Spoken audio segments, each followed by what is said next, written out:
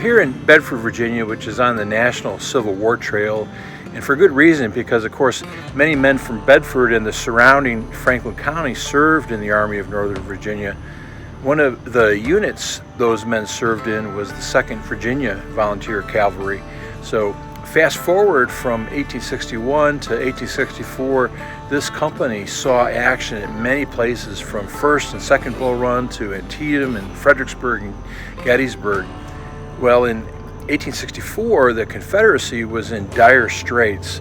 Less than a year had passed since Robert E. Lee's defeat at Gettysburg the previous summer, and Ulysses S. Grant was now commanding the Army of the Potomac, and he had more than 120,000 soldiers sitting in Fredericksburg, Virginia. He was within striking distance of Richmond, which was the Confederate capital. So it was an imminent threat to Lee's Army of Northern Virginia that had less than 70,000 men.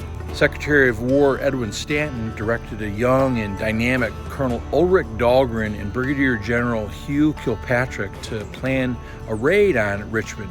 So on March 1st, 1864, Custis Lee, the son of Robert E. Lee, was confronted by a force of 500 cavalry under Ulrich Dahlgren just 2 miles west of Richmond. There were a number of skirmishes and fights that followed into the next day, and Dahlgren found himself unable to penetrate Richmond's defenses, and he tried to escape to the north, but his group became separated, and on March 2nd, Dahlgren, with about 100 men, was ambushed by a detachment of Virginia cavalry. Dahlgren was killed and most of the men were captured. One of those men who likely played an individual role in defeating Dahlgren's raid was a young officer in Company D, Troop D, the 2nd Virginia Cavalry, Lieutenant William A. Parker.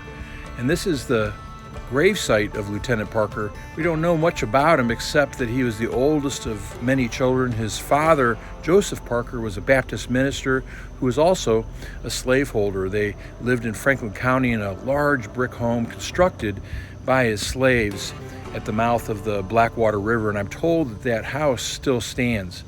Lieutenant Parker was killed on his 24th birthday on March 1st, 1864, in all probability in the fight against the Dahlgren Raid.